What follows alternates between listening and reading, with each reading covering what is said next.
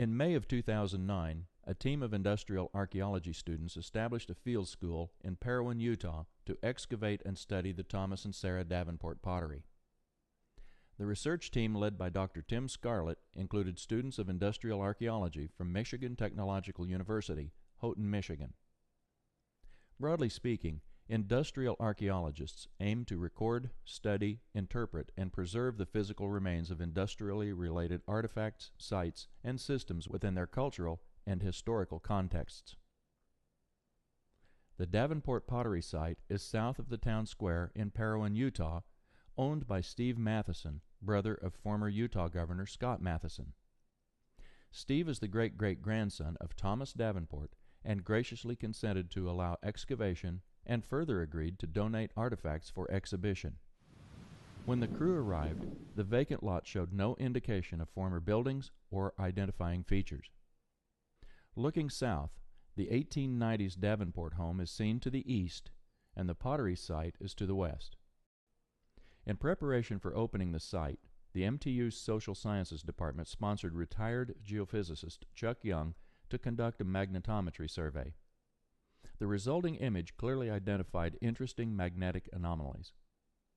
From a description found in Emma Nielsen's book, The Development of Pioneer Pottery in Utah, Mrs. Luella Adams described the scene from the back porch of the Davenport home. Near the house was an old tree from pioneer time. Past it, the pottery consisted of 3 log buildings standing back in the lot and southwest of the present home. The building on the south held the clay. The next was the factory housing the wheel and kiln. The third room was used to store pots for drying, and there was a basement midway between the home and the factory. While researching Utah potteries in 2000, Dr. Scarlett was fortunate to discover another living link to the past. So these little pieces are his tools. Mrs. Carol Wright, Thomas and Sarah Davenport's granddaughter, was still living in Parowan. Although her grandfather Thomas died in 1888, 20 years before she was born, Carol remembered hearing descriptions of the original adobe home and workshops. As she talked, Dr. Scarlett made notes and a pencil drawing of what she described.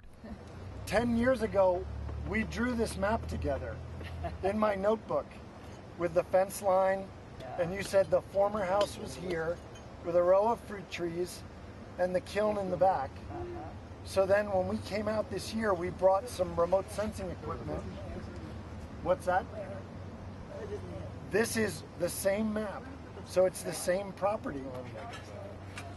Here's where you said the house was, and look at that. Yeah. There's the house. Yeah, pretty good. All the kilns are all these bright red and blue spots on the map. And so that's why we started digging this big trench across here, was to see what those were. Yeah. And it turns out to be the kiln. This is this building right here, and that's that cellar pit. When positioning the original sketch over the magnetic anomaly map, it appears the basic description of the kiln's location is fairly accurate. Family histories describe the kilns as being about 14 feet across. This is also suggested by the magnetic maps. The team decided to locate the first excavation trench to expose one side of the kiln. As excavation progressed, it was determined the entire site had been filled with at least a foot of imported topsoil. Fortunately, the plow zone was deep enough to cultivate, yet deep enough to protect the archaeology buried beneath.